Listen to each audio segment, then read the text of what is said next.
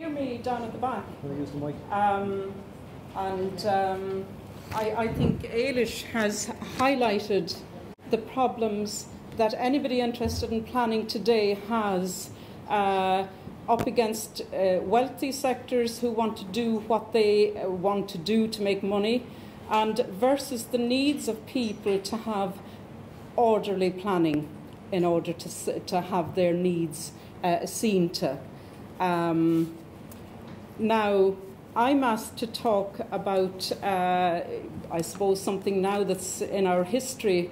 And if you, just looking at the map here, which I took from a Leaving Cert geography textbook. And if you look at the big bubble in the middle, that represents Lucan and Clondalkin. It should be called Ronanstown. But because of everything that's happened down the years, it is now called, I suppose, Clondalkin, Adamstown, whatever they want to call it, because that was the section of the plan that was interfered with mostly. Development in Dublin stemmed from the Miles Wright report. Miles Wright was a planner from Liverpool, and he was commissioned by the Irish government in the 1960s to draw up a plan to accommodate the population of Dublin, which was vastly expanding at that stage. So he drew up what was called the Dublin Region Report, and planning his plan was accepted by government, by Dublin Corporation, and by Dublin County Council. There was no Fingal then. There was no South County then. And I don't believe there was a Dún Laoghaire then. It was just Dublin County Council, which sort of tucked itself right around Dublin City. And what you see in the three balloons or bubbles is really due to this plan, because Miles Wright envisaged new towns, and the Dublin County Plan from 1971 took that on board, and they envisaged Blanchardstown with an eventual population of 100,000, Lucan Clondalkin, which they called Ronanstown, with an eventual population of 100,000. And Tallaght, the same, with an eventual population of 100,000. Each new town would have a town centre with shopping facilities, third-level college, hospital, major library, Garda station, civic offices, theatre, everything that you would expect to find in a town. Ronanstown was to be a major transport centre, because I did have another map, but it would show more detail of the area, and that it's just on the rail line, and so it was to be a major hub, a transport hub in West Dublin, so that anybody living in Tallaght, Blanchardstown, or Lucan, Clondalkin, Ronanstown could access through the CIE's rapid rail proposals to have a rail links throughout Dublin City, and so if there was work in any part of the city, you could travel there quick and easy. What happened, rapid rail, is another story. We have it now in the eastern, may I say, sort of better off section of Dublin, but it never was delivered. It was just silently scrapped. But at one stage in the 60s, 70s, it was really pushed by CIE. So it's really impossible to say. I mean, you could look at Tallaght, you could look at Blanchardstown and see what they've got there. Now, it's by no means ideal, and there are criticisms you could make of the Miles Wright plan. Any plan, you can criticise it. And I suppose one thing that if you were drawing up a plan today, you would have it more environmentally friendly and less a sort of geared to cars. But once a plan is in operation, once thousands and thousands of people are living in an area and depending on the plan to be delivered for their services, then you've got to go with it. So the full extent of what we lost in Ronanstown or Lucan Clondalkin is really, you know, if you look at Tala, if you look at Blanchardstown, you'll get an idea. If you look at kids going to a library, availing of all the high-tech equipment they have there, availing of borrowing books, availing of displaying of their work, and, you know, many, many more things that a town centre would have. This and more we have missed. And other developments take place. Once you've got something flowing, other things follow. Just jumping back to the 60s again, and Minister Boland, I think he was Minister for Local Government back then, he was, I think, there when the report was commissioned, and he warned when it was discussed in the Dáil that land prices would shoot up, and that Dublin Corporation and Dublin County Council should buy up land in order to avoid paying huge amounts later on. And they did so. So just to give an idea then of the growth of areas. So people in the city had to move out to Dublin County. So they moved to Tala, Blanchardstown and Clondalkin. To give an idea of the jump in population, Lucan, it's on its own now, without Clondalkin. In 1966, it had a population of 2,000, approximately. Within 10 years, its population had grown to 12,500. It's now about 50,000, and that doesn't include the Clondalkin side of things. So with all of this huge growth taking place, naturally, certain landowners, developers, try to avail of the great opportunities to make money. And so there was a push to rezone land. And when you rezone land from agricultural to residential, the price rocketed. So if you had agricultural land today and it was zoned tomorrow, well then tomorrow it would be much greater value to you without doing any work or anything else to it. So there was constant pressure for decades to rezone areas of land away from the area designated housing in the development plan. So west of Lucan, developers wanted to rezone. And planners pointed out that this had to be opposed, it couldn't be accepted, because it would divert funds away from what was needed in order to develop this extra land. It would also take away from the realisation of the town centre, because a town centre had to be a viable proposition. It would have to be up and running on a financial basis. So for that to happen, you had to have the houses around the town centre area, and you would have to have a mix of houses, public and private, around the town centre area. So, but there were rezonings, and councillors did the bidding of the developers. And the Dublin County Council offices, which were in O'Connell Street at the time, the lobby watching the council chamber, used to be full of developers and their frontmen, carefully noting what councillors were doing and making sure that the councillors who were paid would do their bidding. From the 1970s, the Workers' Party strenuously opposed and campaigned against these rezonings. And pointed to the scandal of landowners making a windfall profit at the stroke of a pen, as I pointed out.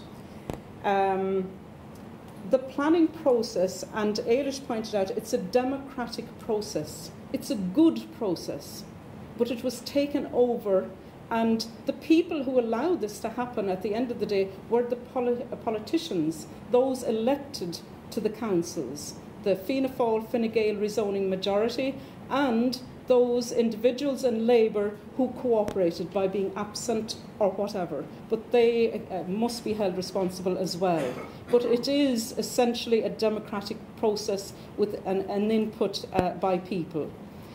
We in the Workers' Party consistently and still do call for the implementation of the Kenny report, which advocated the limiting of profit accruing to the landowner in having their land rezoned.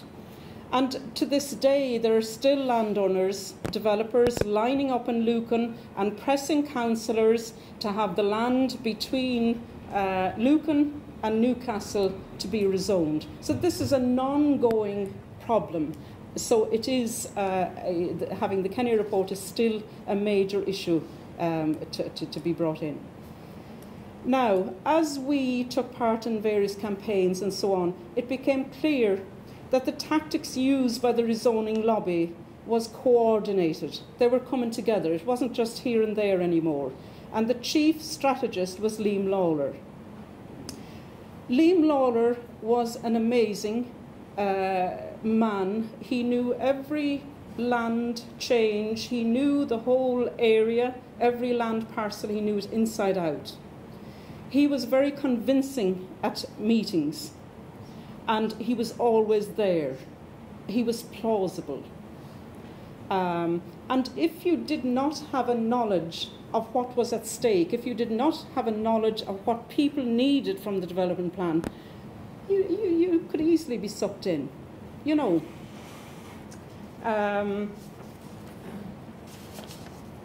So Tallaght Town Centre was eventually built. And then we, in what was then the constituency, was Dublin West then. Lucan Clondalkin was in Dublin West.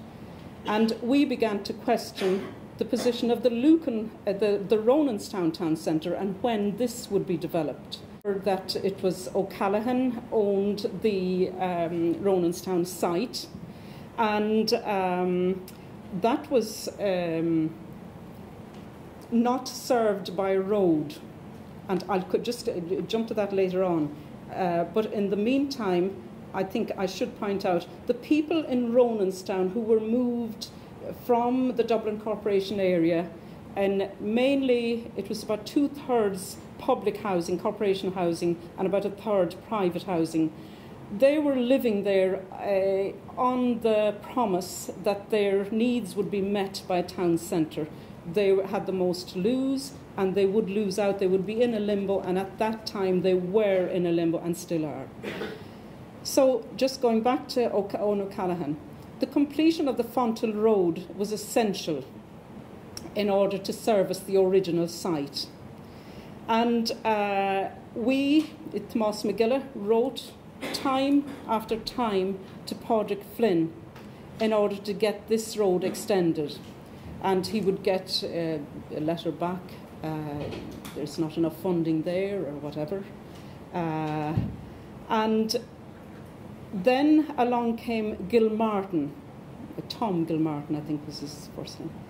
And he decided that he would put into practice what he was doing in England, and he looked at the M50 roadway, and the N4, two major roadways.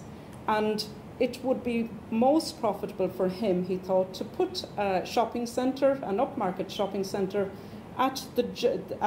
just beside those roadways. And this he pushed for, and this he met Padraig Flynn and others in the government to push for. And to aid him, Padraig Flynn, well, we always believed, held up the extension of the Fonthill Road. More of that later. Okay.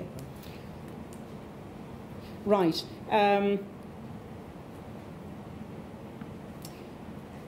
The chief event that really wrapped up the whole planning issue around the Ronan's Downtown Centre was the proposal put forward by Pat Rabbitt and Etna Fitzgerald at Dublin County Council for planners to come up with an alternative plan that would separate Lucan and Clondalkin. This is what the rezoners wanted all of the time, because then they could rezone wherever they wanted to. So if that came from Liam Lawler, it wouldn't go down. But it came from two people who were trusted, and it carried weight, and it undermined a lot of the credibility then of the town centre. I'll skip along. I'm aware that I'm running on a bit. Now, I'll go on to the Mahon report. It was clear to us that very powerful people were behind the whole rezoning issue in the area. And going to the Mahon tribunal, and this is what Mahon had to say. Corruption, and particularly political corruption, is a deeply corrosive and destructive force. While frequently perceived as a victimless crime, in reality its victims are too many to be identified individually. Political corruption diverts public resources to the benefit of the few at the expense of the many. It undermines social equality and perpetuates unfairness. Corruption in public office is a fundamental breach of public trust and inherently incompatible with the democratic nature of the state. So then Mahon told us, just keeping the Fonthill Road in mind, 50,000 was paid by Gilmartin to Padraig Flynn. In return for this, Minister Flynn was to remove obstacles and difficulties then being faced by Mr. Gilmartin, who was competing with the original site. And I mentioned the letters that we had sent. AIB, Allied Irish Banks. Now, what in the name of God has a bank got to do with rezoning? But according to Mahon, they discussed motions to do with the town centre, the siting of the town centre, which were to come up in Dublin County Council at a later stage. This was discussed at an AIB meeting. Time and again before elections, we would apply to our local AIB bank for a loan. We were always refused and granted it maybe 2 or 3 days after the election was over. The Mahon Tribunal. According to the tribunal, it was the AIB that was the driving force behind pressurising Gilmartin to bring O'Callaghan, who owned the original town centre land, and make him the main driver behind the Quarryvale Liffey Valley site. So they just got your man that owned it, that was going to develop it, and brought him in. You're going to make more money this way, and he became the main Quarryvale Liffey Valley bloke. The political process. We could see fleets of expensive jeeps. We could see poverty-stricken households festooned with Lawler posters. We could see well-rigged out groups canvassing for rezoning-friendly candidates. We could witness meetings on a daily basis with Dunlop and O'Callaghan in the local pub. We witnessed people suddenly swinging to the Quarryvale viewpoint. And it was obvious there was something wrong. And again, Mahon bears out that O'Callaghan and Dunlop had a strategy, and part of that strategy was to finance payments to councillors and those running for local office and those running for as TDs, to ensure that they would support the Quarryvale project. And of course it was in 1992 that Thomas McGilla lost out in his election by just a handful of votes, and George Redmond was one of the people on the other side counting the votes, and various Fianna Fáil people told us afterwards that votes were taken from Magilla bundles and placed elsewhere. Different Fianna Fáil people told us that. So just to wrap up, sort of, what now? It's obvious that the people who were in power then are in power now.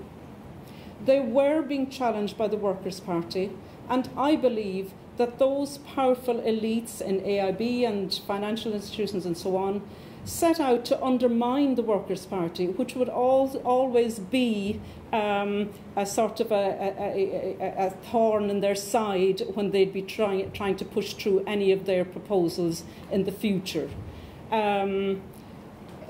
So it was unfortunate that somebody like Pat Rabbitte, and I think if it was happening again, the party should challenge people who met privately with developers, you know, and that should not happen, because there's something wrong when that happens. And we should have challenged it then, but we didn't. We did find ourselves, even while Pat Rabbitte was in the Workers' Party, he would be inside on a meeting and we would be picketing the same meeting. And I remember talking to Mike Malotte, and Pat Rabbitte challenged me, "Oh, what are you doing talking to that bloody trot?" But he did a very good report on it, but Pat Rabbitte didn't like himself being exposed. So the power needs to be challenged. We were in the process of challenging it then, and I believe that we can, do the same thing, build up, challenge those in power again, because it has to be done on a political basis, and it has to be done by winning over that democratic process of planning for people. The other thing that I will mention, I will stop then, just very quickly, the Greater Dublin area, I don't trust South Dublin County Council. They're there for Tala. They're not interested in anything else. If you want anything, go to Tala. They know nothing about anywhere else. There needs to be a plan, and because Dublin is still growing, there needs to be a plan for the Greater Dublin area and an authority with the teeth to make decisions on it. The other thing I would say is, in building a party, you need people who are wealthy have an ideology. We don't challenge it because they're in power.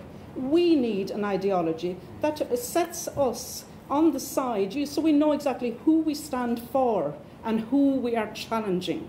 And leading up to 1916, I think Connolly in his time looked at Dublin and compared it to Calcutta. You know, and Connolly and the Citizens' Army had Dublin workers organised and fighting, and they had honour and they had respect, and they, if they weren't sold out at a later stage, they could have continued this. And this is something that we need to do again. Give that respect, give a lift to workers, make sure that they have equality in education, equality in health, and so on. And maybe a few more Dublin accents at our meetings.